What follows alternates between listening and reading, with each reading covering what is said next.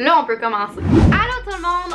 Aujourd'hui, me revoici, me revoilà avec une story time. Ça fait un petit peu que j'en ai pas fait. Je voulais vous dire que à partir de maintenant, à chaque début de vidéo, je vais nommer un commentaire que j'ai le plus aimé. Fait que fais-le live, ça se peut que tu apparaisses dans la prochaine vidéo. C'est-tu pas fameux ça? Fait que là, on va commencer parce que l'histoire que j'ai à vous conter est vraiment inimaginable. Ok, let's go! Alors, tout a commencé avec la belle application qu'on connaît tous, Tinder. C'était l'été qui vient de passer. Moi, la petite Alicia, célibataire et naïve, voulait tester des nouvelles choses. Donc, sur Tinder, vous pouvez comme modifier l'âge, mettre tel âge à tel âge que tu veux. Puis moi, je me suis dit, ça serait-tu le temps d'essayer un gars un petit peu plus vieux? Je me suis dit d'un coup qu'il y a un sugar daddy là-dedans là, que je pourrais pogner sur le side. Je sais pas à quoi je pensais, là, mais en tout cas, je me suis dit, ça va être le fun, essayer un gars plus mature, il sait ce qu'il fait. Fait que là, c'était un beau jour d'été que j'étais en train de swiper sur Tinder et là, j'ai un match avec un gars de 38 ans. Ok, j'étais en train de faire le montage puis je tenais à spécifier que c'était 36 ans et non 38, ok? Il y a quand même 2 ans de moins, là, laissez-moi une chance. Puis le gars, là, il était fucking beau. Tu sais, je me disais même, est-ce qu'il existe pour vrai? Puis là, les jours passent et moi, je vais pas sur Tinder parce que, tu sais, j'étais pas tout le temps là-dessus, là, tu comprends? Fait que ça m'a pris du temps à catcher que j'avais un match. Là, on commence à se parler de plus en plus sur Tinder. Puis là, moi, je propose d'avoir son Snapchat parce que je vais pouvoir voir si c'est vraiment un vrai gars. On s'ajoute sur Snapchat, il me montre des photos, c'est bel et bien lui. Je capote, je me dis, ok. Là, je lui demande c'est quoi qu'il veut, puis tout dans la vie. Puis là, il vient de me dire qu'il vient de se séparer de sa femme.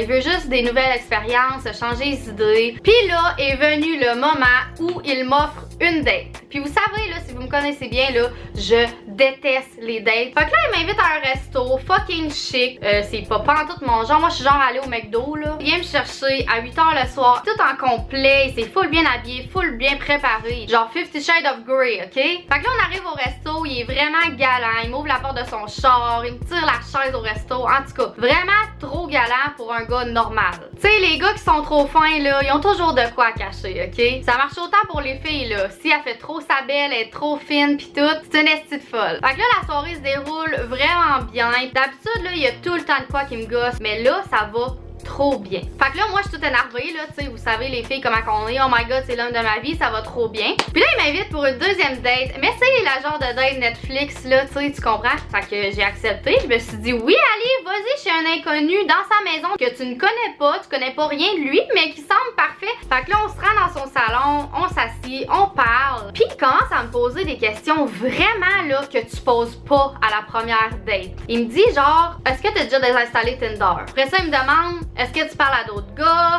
À qui t'as parlé hier soir? Est-ce que t'appelles d'autres gars? Tu sais, toutes des questions de jalousie possessive. Fait que là, c'est là qu'il m'arrache mon sel des mains. Genre, qu'est-ce que tu fais là? Puis il commence à fouiller dans mes affaires. Puis il prend en note les noms des gars que je parle. J'étais tellement pas à l'aise, peux-tu te dire là? Admettons, il y a un gars qui s'appelait Jérémy. Bon, fait que là, il l'a noté. Puis là, il commence à me dire, ouais, en tout cas, toi, t'es fidèle en couple et des affaires de même. En couple? De quoi en couple, là? Là, il commence à pomper, là, puis à vraiment être fâché parce que j'avais parlé à d'autres gars hier soir, genre. Hey, moi, je capotais dessus, j'étais là, quel phénomène, ce gars-là. Puis il m'a désinstallé Tinder, genre, il checkait toutes mes affaires, ok? Là, on se pogne un peu, il s'en va dans sa chambre, genre, il me laisse seule dans le salon, je pogne mes affaires et je sac mon camp de là parce que c'est pas vrai que je vais niaiser avec un gars de même. Puis c'est ça, on se parle pas pendant 3-4 jours, mais ça me fait un peu de quoi parce que je me dis, ok, il était peut-être pas dans son assiette, tu sais, il était pas lui-même pis tout. Fait que j'ai décidé d'y laisser une autre chance. Are you fucking dumb?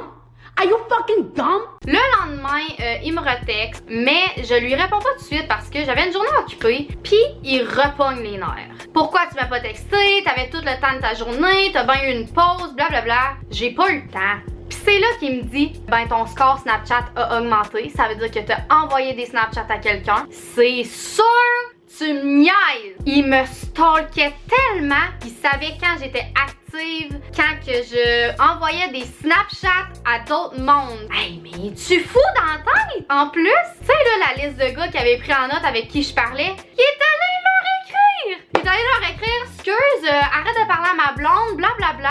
Ma blonde? Sérieux là, j'en revenais pas. Je me suis dit, c'est assez Ali, tu niaiseras pas avec ça cet été, flush ça. Il s'est fait plein de nouveaux comptes en réessayant de me contacter, mais c'est pas tout. Écoutez bien ça. À un moment donné, c'est la fête à ma tante, donc on se réunit toutes au shaker, toute ma famille, on est une grosse famille là. On était genre 30 personnes, on avait loué 2 tables, en tout cas c'était super le fun. Puis là je mangeais tranquillement. Puis à un moment donné, il y a une petite famille qui vient s'asseoir à côté de nous. Ben savez-vous quoi? C'était le gars de Tinder. Il y avait sa femme, ses enfants, puis ils mangeaient ensemble comme une petite famille bien heureuse là. Bon, ça a coupé, je sais plus où ce que j'étais rendue, mais en tout cas, ce que je disais, je l'avais vu à table manger avec sa petite famille tranquille. Fait que ça veut dire là que t'as des enfants avec ta femme, puis t'es en train de la tromper. Arc! Ça m'écœurait tellement là. J'étais sous le choc, ok? J'étais en train de manger avec ma famille là. Je pouvais pas dire genre à ma soeur, hey, il y a un gars là, le père là, ben j'ai couché avec. Tu comprends? Puis il m'a vu là. Il m'a fait un clin d'œil. Ah, ça m'écoeure là, j'ai pu reparler, mais en tout cas, c'était une story time que je voulais vous partager, de faire attention. On sait jamais sur qui qu'on va tomber. Fait que c'est ça, l'histoire de ma date. Depuis ce temps-là, j'ai plus réentendu parler de ce gars-là. Faites attention les filles, je sais qu'on peut être naïf des fois puis croire aux grands rêves de 50 Shades of Grey, mais ça n'existe pas. J'espère que vous avez aimé la vidéo, puis laissez-moi un commentaire pour peut-être faire partie du début de ma prochaine vidéo. Merci d'avoir regardé, puis qu'est-ce qu'on dit? Il y a pas de mal à se faire du bien. OK? Bye!